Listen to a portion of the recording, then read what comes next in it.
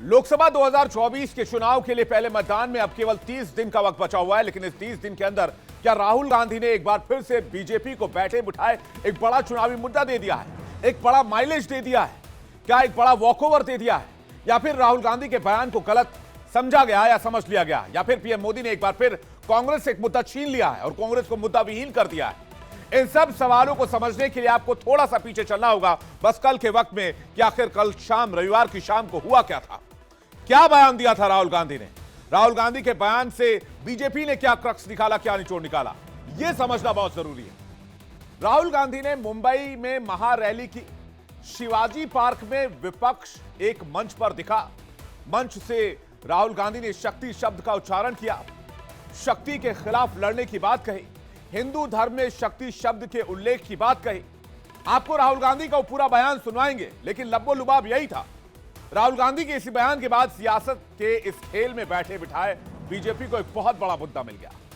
BJP को एक तरह से वॉकओवर भी आप कह सकते हैं। सबसे पहले आप राहुल गांधी का वो बयान सुनिए जिसे बीजेपी ने हाथों हाथ लपका, फिर आगे की कहानी। हिंदू धर्म में शक्ति शब्द होता है, हम शक्ति से लड़ रहे हैं, एक शक्ति से लड़ रहे हैं। अब सवाल उठता है वो शक्ति क्या है?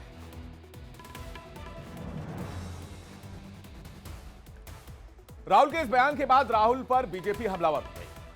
इसके बाद लगातार सवाल उठाए जाने लगे। राहुल के शक्ति वाले बयान पर पीएम मोदी ने तेलंगाना से राहुल गांधी पर निशाना साधा और कहा कि शक्ति के लिए, मां बहन बेटी के लिए अपनी जान की बाजी लगा दूंगा। मेरे लिए देश की नारी शक्ति वोटर नहीं बल्कि मां शक्ति स्वरूपा है। नारी शक्ति का यही आशीर्वाद मेरा सबसे बड़ा सुरक्षा कवच है।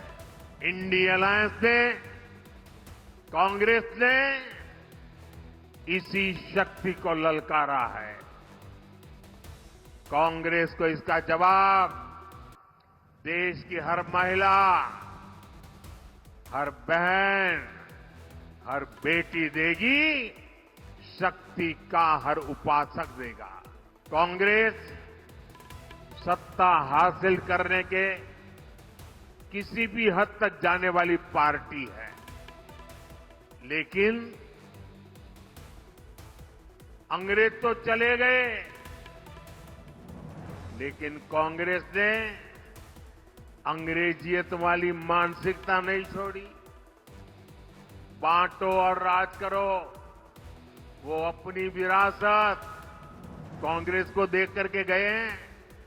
4 जून को 400 पार, आखिर करे 400 सीटें की बात क्यों कर रहे हैं हम? ये 400 सीटें क्यों? विकसित भारत के लिए 400 पार, विकसित भारत के लिए, विकसित भारत के लिए, विकसित कर्नाटका के लिए, विकसित कर्नाटका के लिए, गरीबी कम करने के लिए। क्या राहुल गांधी ने सोच समझ के शक्ति वाला बयान दिया जिसमें हिंदू धर्म शब्द का भी इस्तेमाल हुआ, या फिर राहुल के बयान को गलत नजरिए से देखा जा रहा है? इसके लिए आपको राहुल गांधी का पूरा बयान सुनना होगा। हिंदू धर्म में शक्ति शब्द होता है, हम शक्ति से लड़ रहे हैं, एक शक्ति से लड़ रहे हैं। राजा की आत्मा ईवीएम में है, सही है, सही है, हिंदुस्तान की हर संस्था में है, ईडी में है, सीबीआई में है, इनकम टैक्स डिपार्टमेंट में है। क्या आप सोचते हो शिवसेना के लोग, एनसी के लोग ऐसे ही चले गए? नहीं, जिस शक्ति की मैं बात कर रहा हूं, उन्होंने उनका गला पकड़कर उनको बीजेपी की ओर किया है और वो सब डर के गए हैं। यानी कि राहुल ने अपनी शक्ति वाले बयान में सियासी ताकत के भाव को बताने की कोशिश की है। कौन कौन सी ताकत? सीबीआई के गलत इस्तेमाल की ताकत, ईडी के गलत इस्तेमाल की ताकत, सरकारी एजेंसीज के गलत इस्तेमाल की ताकत, की बात कर रहे थे और केंद्र सरकार पर आरोप लगा रहे थे कि सरकारी एजेंसियों का गलत इस्तेमाल करके नेताओं को डराया जा रहा है और अपने पक्ष में लाया जा रहा है, अपने पक्ष में माहौल बनाया जा रहा है। वैसे शक्ति की बात उठी है और हिंदू धर्म का जिक्र हुआ तो शक्ति के मायने जानना भी जरूरी है, जिसे लेकर बीजेपी ने कांग्रेस पर बड़ा हमला किया, राहुल गांधी पर बड़ा हमला किया। हिंदू धर्म में शक्ति शब्द से तात्पर्य है देवी से, मां दुर्गा से, मातृशक्ति से, मां भारती से और सबसे आगे नारी शक्ति से होता है। राहुल गांधी के शक्ति वाले बयान के खिलाफ देश में सनातन धर्म गुरु भी राहुल की आलोचना कर रहे हैं। आचार्य सत्येंद्र दास कह रहे हैं कि देवी देवता के खिलाफ बोलने वालों को जेल होनी चाहिए। तो आचार्य प्रमोद कृष्णम, जो कि कभी कांग्रेस के फेवर में बोला करते थे, वो कह रहे हैं कि राहुल खुद नहीं जानते हैं कि वो कह क्या रहे हैं। तो ऐसी स्थिति में जो कह रहे हैं वो सही है कि वो हिंदू नहीं है, हिंदू विरोधी हैं, लड़ रहे हैं हिंदू से, तो हिंदू से लड़ते रहें। और जो भारत हमारा हिंदुस्तान है, इसीलिए भारत ने उनको नकार दिया है और वह सड़क पर घूम रहे हैं और सड़क पर घूमते रहेंगे, क्योंकि जो भारत है यहाँ हिंदू बाहुल्य क्षेत्र है और स्वयं कह रहे हैं कि हम हिंदू से लड़ रहे हैं, तो उनके समर्थन में कौन आएंगे वो तो वही जाने। कि जो पैसा नंबर 1 में दिया जाता है, चाहे वो किसी को कर्ज दिया गया हो, चाहे किसी को दान दिया गया हो, उसमें तो छुपाने की कुछ बात ही नहीं है। वो तो ऑन रिकॉर्ड है, इंटरनेट पे है। अदालत मांग रही है, बैंक ने उसकी पूरी लिस्ट दे दी है और भी दे देंगे। राहुल के बयान के बाद कांग्रेसी नेता राहुल से भी आगे दिग्विजय सिंह दो तरह की शक्ति की बात कर रहे हैं। दिग्विजय सिंह कह रहे हैं कि इस बार का चुनाव जो है वो दैवीय शक्ति और आसुरी शक्तियों के बीच है। शक्तियां होती हैं, एक असुर शक्तियां होती हैं, दूसरी देव शक्तियां होती हैं। असुर शक्तियां वो होती हैं जो असत्य, हिंसा, नफरत और लोगों पर अत्याचार करते हैं। असुर शक्तियां आज मोदी जी की सरकार में विद्यमान है। और देवी शक्तियां वो होती हैं जो अन्याय के खिलाफ न्याय मांगती हैं। तो राहुल जी ने जिस शक्ति का उल्लेख किया है वो असुर शक्तियों का उल्लेख किया है और देवी शक्तियों से न्याय की उम्मीद की है। शक्ति है, शक्ति संगठन की है, शक्ति हमारे माननीय प्रधानमंत्री जी की और उनके अच्छे कार्यों की है, शक्ति हमारे सभी जो अन्य अलग अलग सूबों के मुख्यमंत्री हैं, कार्यकर्ता हैं, छोटे से छोटे बूथ लेवल कार्यकर्ता की जो आप मेहनत देखेंगे, जैसे वो पन्ना प्रमुख बनाते हैं, कैसे पूरे 5 साल हम लोगों की पार्टी के कार्यक्रम मिलते रहते हैं, जिसका बहुत अच्छी तरीके से हर एक छोटे से छोटा कार्यकर्ता हो। निश्चित रूप से ये शक्ति है और ये भारतीय जनता पार्टी के हर एक कार्यकर्ता में ये शक्ति है। हमारे शीर्ष नेतृत्व से हमको ये शक्ति आती है। वैसे प्रधानमंत्री मोदी शब्दों के चयन में काफी सतर्क रहते हैं और विपक्ष जैसे ही कोई गलती करता है तो वो बीजेपी की टीम मोदी के साथ मिलकर उसके विपक्ष के खिलाफ एक बड़ा हथियार बना लेती है। ताजा उदाहरण कुछ मैं आपके सामने रखता हूं। लालू ने पीएम के परिवार पर हमला बोला। पीएम ने पूरे देश को अपना परिवार बता दिया, मोदी का परिवार नाम से कैंपेन लॉन्च कर दिया गया और इसके साथ बड़े तौर पर प्रचार प्रसार किया गया और परिवारवाद पर विपक्ष को देश भर में बीजेपी ने घेरा। राहुल ने काशी के युवाओं को नशेबाज बताया। मोदी ने बेहोश युवराज कहकर इसका जवाब दिया। 2019 के चुनाव में विपक्ष ने चौकीदार चोर है का नारा दिया था, तो मोदी ने मैं भी चौकीदार कैंपेन शुरू किया और प्रधानमंत्री का यह कैंपेन खूब हिट हुआ और 2019 के नतीजे आप जानते हैं क्या हुआ। विपक्ष ने मोदी की जाति पर हमला किया। मोदी ने ज्ञान के जरिए इसका जवाब दिया और अपनी जाति का 4 कॉन्सेप्ट दिया। 2014 में विपक्ष ने चाय बेचने पर तंज किया था। चाय पर चर्चा से लेकर चाय वाला तक कैंपेन बन गया। गुजरात के चुनाव में मौत का सौदागर कहा गया। मोदी ने गुजराती अस्मिता से इसे जोड़कर चुनाव में फतेह हासिल की और जीत हासिल की। इसलिए पीएम मोदी ने आज की रैली में कहा कि कांग्रेस केवल भ्रम और झूठ फैलाती है।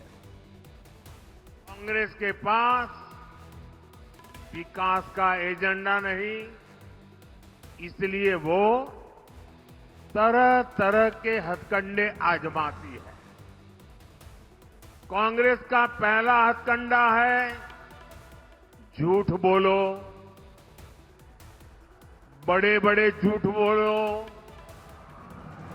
बार बार झूठ बोलो,